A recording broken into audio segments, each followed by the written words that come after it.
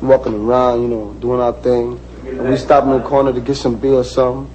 They tell us, get out of the block, keep moving, get out of the neighborhood. So can't even walk around without getting harassed, because when they see us in a rat pack or something, they probably think we're going out to look for trouble.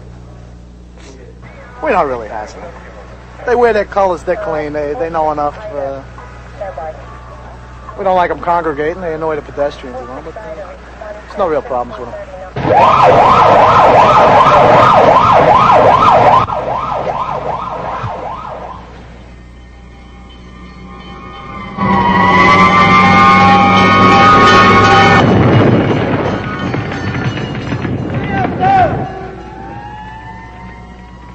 Well, normally it'd be the landlord or owner of the building who want to try to get out of the building. He realizes he can't get any money out of it.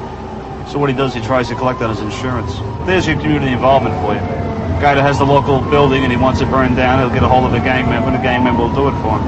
For $50, $100, whatever it is. When I look at the South Bronx, all of it is gone. The buildings are torn down, the windows are broke out, the schools are broken too. There's no work. It's just a disaster. It really, it makes me think there's a land of nowhere. When they gave us this wasn't like this. You know, it was nothing in here, believe me. So people start to move out and shit. But we stayed, man, because we got no place to go. We don't have to nobody around here, you know. People around here, you know, I figured they look all right. They look out for us, man. Herb, that's Herb right behind you. He has befriended these boys, and every once in a while they come in here, they need a few dollars. And he has given them, and he trusts them, and they pay him back. During the blackout, I couldn't get down here. I got here as early as I can, 6 in the morning. I got here, the police were outside the door, and the Savage Nomads were outside. And I was shocked to see that the store was intact, and everything else, the rest of the street was ripped up. Everything was in a gutter. And I asked the cops, and the cop says, well, these fellas were here. And in fact, the cops were fighting with these guys because they thought they wanted the Nomads wanted to break in. And he says, no, we weren't going to break in. And they stayed here, and I got here, and the handshakes and claps and everything else. They left.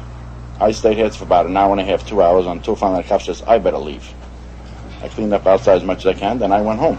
Came in the next day, and we started business the same way. It was quiet around here for a few weeks. No business at all. Because not just the Nomads, but I imagine the streets, everybody had what they wanted for a little while. Because they emptied out Fedco, or then it was A&P. They left it just shambles. The other discount store, that was ripped apart. TV store next door was ripped apart. And people used to look and they want to know, how come nothing happened to us? And I said, because the Nomads are my friend.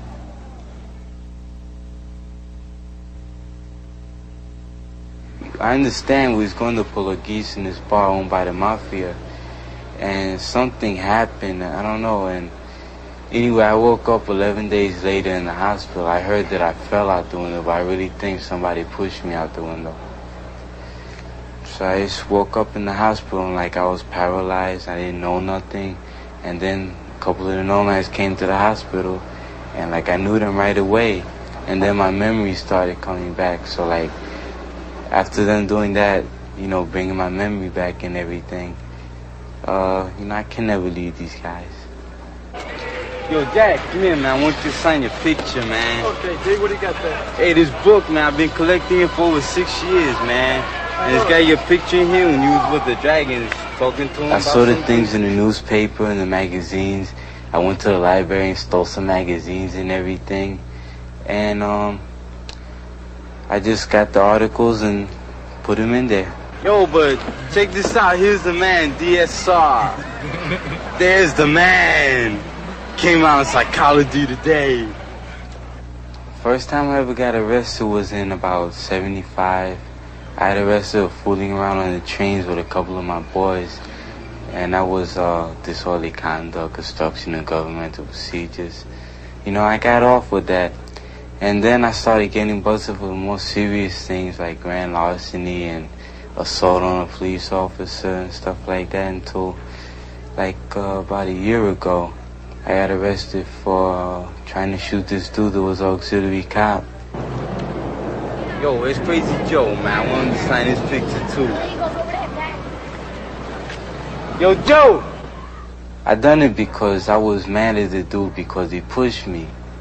And I was with a couple of my boys and they was trying to steal his van, and he thought that I was trying to steal his van.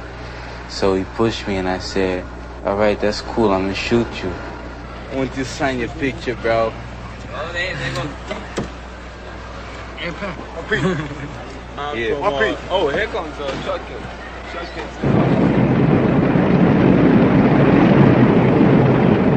About a year and a half ago, when I went back to school, there was nothing to do in the morning when I got up and there was nobody on the train, so I just started writing my name. And then, like, I started getting up a lot, you know? And on the number 4 trains, I became, like, the king of the insides. And then on the buses, I started saying my name a lot. And, but now I quit because, for the simple reason, I don't go to school no more, so I don't got a train pass or a bus pass. 4 times? Ready? Hey! Win! Hey! Win! Hey! Win! When I go to training, I really take it seriously. I cut out all my outside thoughts and thinking about girls and about fights and stuff like that. When I go in there, all I think is karate. Now push!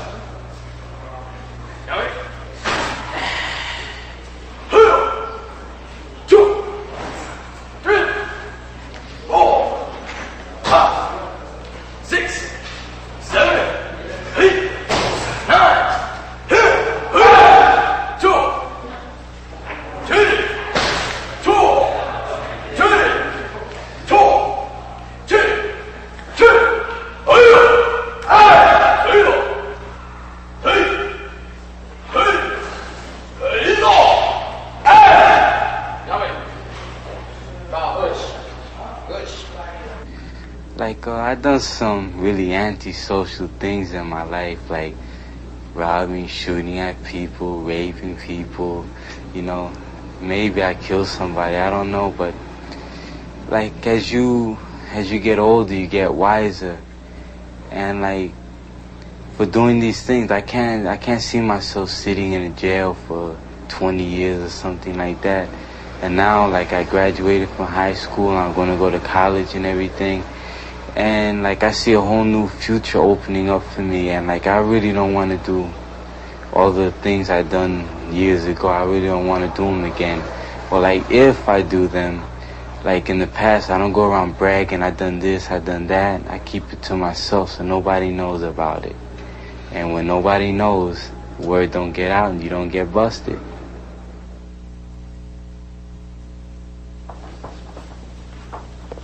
Well, my boy's name is Smokey, may rest in peace. Like, he got snuffed one night at a bar. You know, he got stabbed in the heart. Like, the police, they arrested the dude who done it, but like, we don't expect nothing much because after all, he was a nomad. You know, and cops never do nothing when one of us gets snuffed. They don't do nothing. And like, of course, we buried him with his colors. And like, we always heard that preachers, you know, the funeral directors, they dump people out the caskets, take them back. So we wrote all over his casket. We carried him around the